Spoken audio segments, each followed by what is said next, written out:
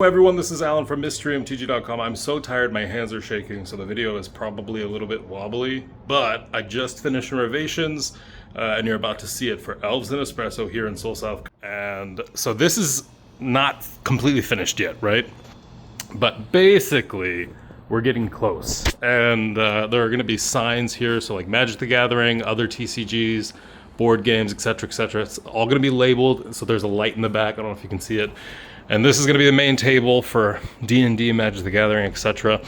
Now, this is all the stuff that we had to move for the renovations. The terrace is up next, but we basically just have two long tables and a bunch of chairs, and I'll have to make it beautiful by putting a bunch of vegetation and stuff on the roof. But guys, it took so long to get this done. Oh my god, it took so long. So this is where we'll have snacks for people to buy.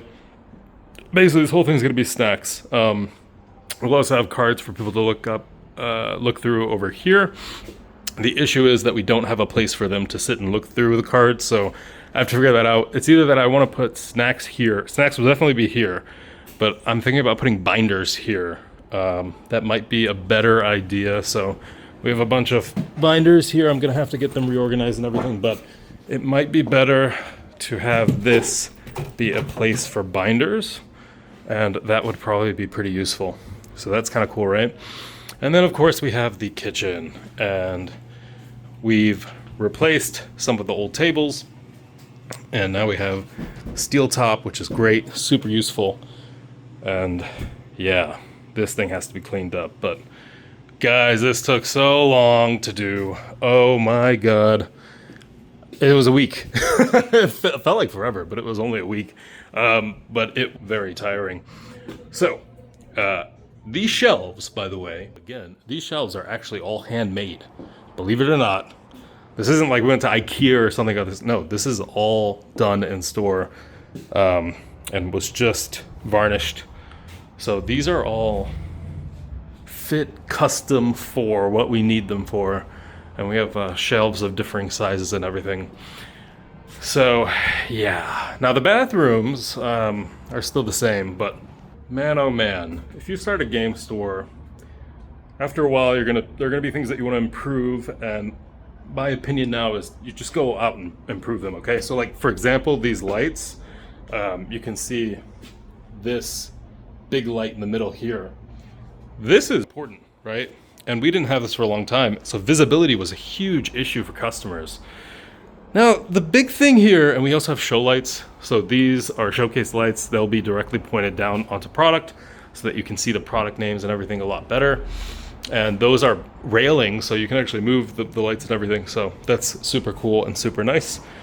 But yeah, this is all in response to what people were saying. Hey, I wish this was this way, and I wish that was this way. Well, here it is, right? So before it was just, this was the shelf where we had all the product. And now we have all of this. And the coolest thing is that we have storage now. Oh my god, I can't tell you how long we've needed these shelves where we can just put stuff that we're cleaning materials, whatever it is. We just needed storage because as you can see, there is no storage, right? So this is going to be for customers' bags and everything. We'll put up hooks and for jackets, and that will have a sign for it as well. Just a couple of shelves, and table will go here, art and stuff will go here, and then this will all just be product. But god. Now, if you're asking me how much all of this cost, well, about $10,000. Now I say $10,000, but actually because of the Korean currency conversion, it's more like, so 9.9 million won comes out to like $6,000. So $6,000 for a bunch of shelves, completely re-cleaning, like literally cleaning everything in the store, every single corner, everything, getting the steel tops for the kitchen, etc., etc. Because these are handmade, of course, it was way more expensive than maybe going to IKEA and getting the Kodak shelves or whatever you call them. What do you call those? The ones that everyone uses for board games, the little square shelves.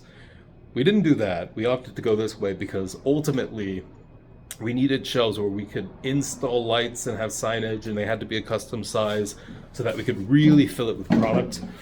And the terrace is next up, right? Yeah, that's the next thing. The terrace is really ugly. I'm not a big fan of it. I think it needs a lot of work. We got to, of course, take those Christmas decoration thingies down and put really nice vegetation. I think if I put a ton of vegetation up there, it'll look way better. But as you can see, things are bare right now. It'll be way better once we have all the product put onto the shelves, the signs, everything. I mean, it'll just look like a very professional game store. And in fact, I don't know how expensive it would be, but I think this is what the store in America needs to be too. That we need to have these shelves custom made for it. And now that I have these shelves, I can actually just get the dimensions and everything and then just literally go to the US and say, this is what we need, and build a new store there that is very professional, very clean.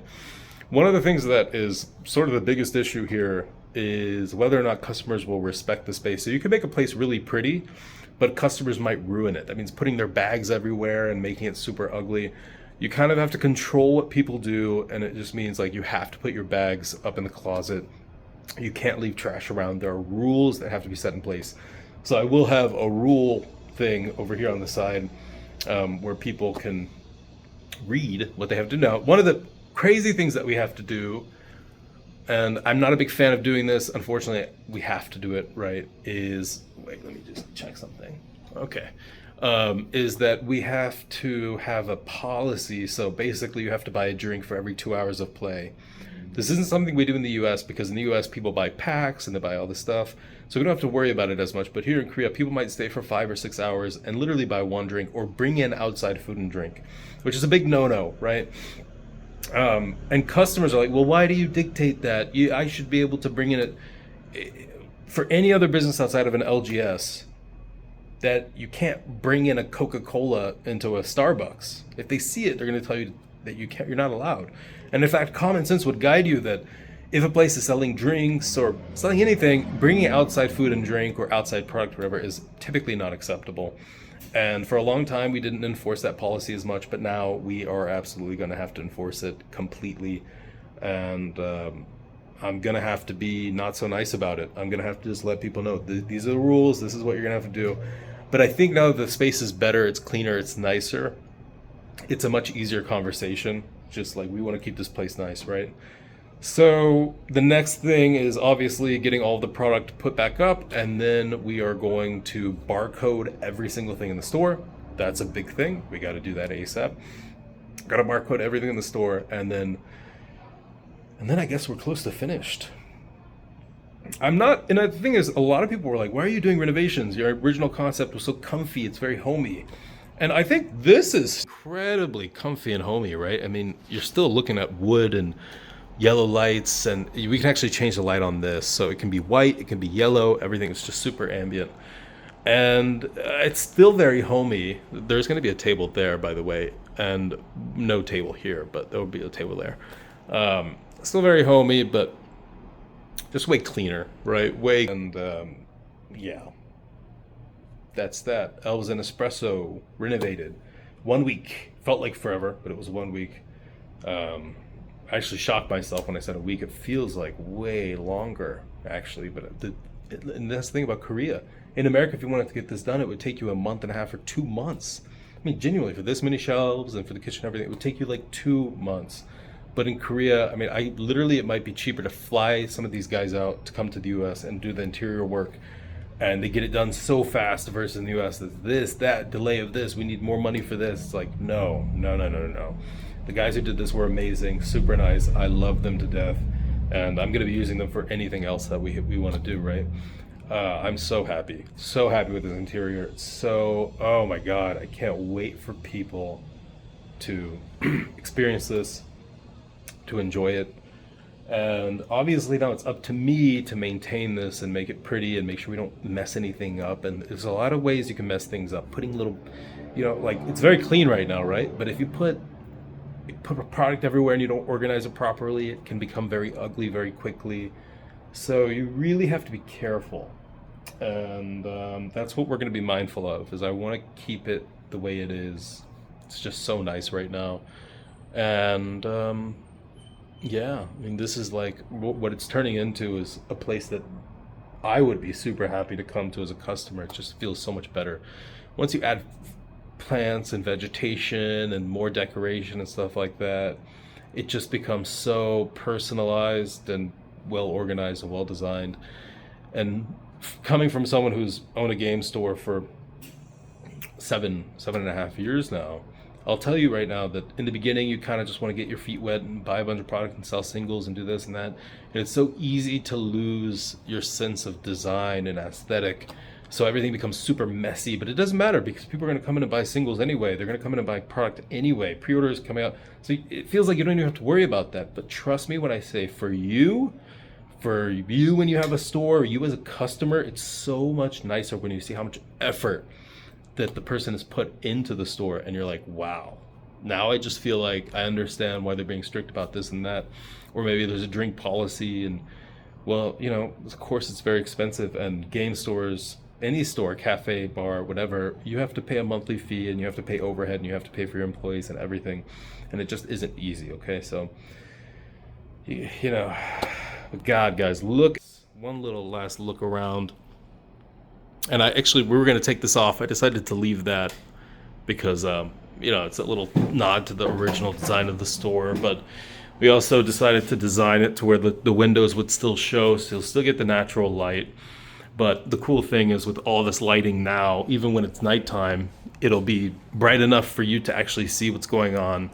Now, I think one thing that I kind of wish I did, and I'm a little bit, is if people are looking at cards here, I think we need a light coming down here that amplifies this, or maybe even a lamp or something. We have outlets here, so I might just plug something in and have a lamp aiming down, and that might be a better idea. So, but yeah, guys, Alan from MysteryMTG.com and Elves and Espresso.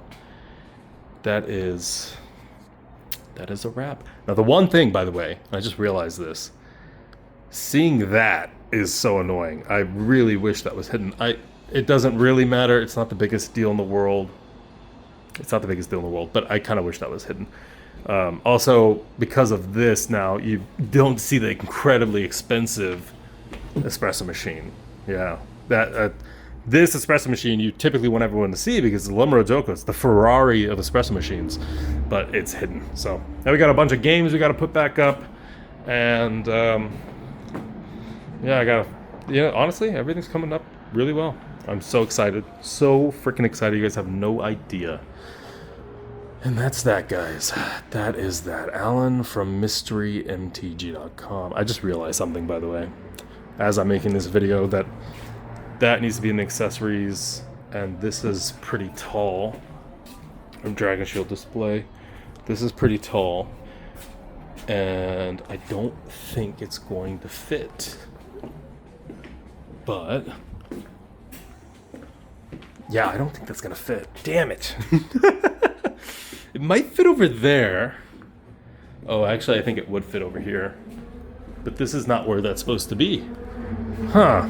All right, well, that is something to think about. It might just barely, I'll have to take the top off, but it might just barely fit. Yeah. A lot of things to start working on. All right, guys. Alan from MysteryMTG. Final Fantasy is coming out. Spider-Man is coming out. A lot of things are coming out. Mystery is doing super well right now. We have a great team behind us, and everything's just coming along. And the funny thing, I'm going to be completely honest with you. I got very lucky in the stock market, and I almost thought about closing the store just because I don't really have to run the game store. My full-time job has always been trading, and I make enough money from trading to not need to run a game store, but I do it for the community. And people are like, well, Alan, come on, it's about the money. Never took a paycheck. I've only ever lost money because of the game stores. That is a fact. Anyway, I will see you guys next time. Bye-bye. Customers are walking up. I don't know why. We're not open. I'll see you guys next time. Bye-bye.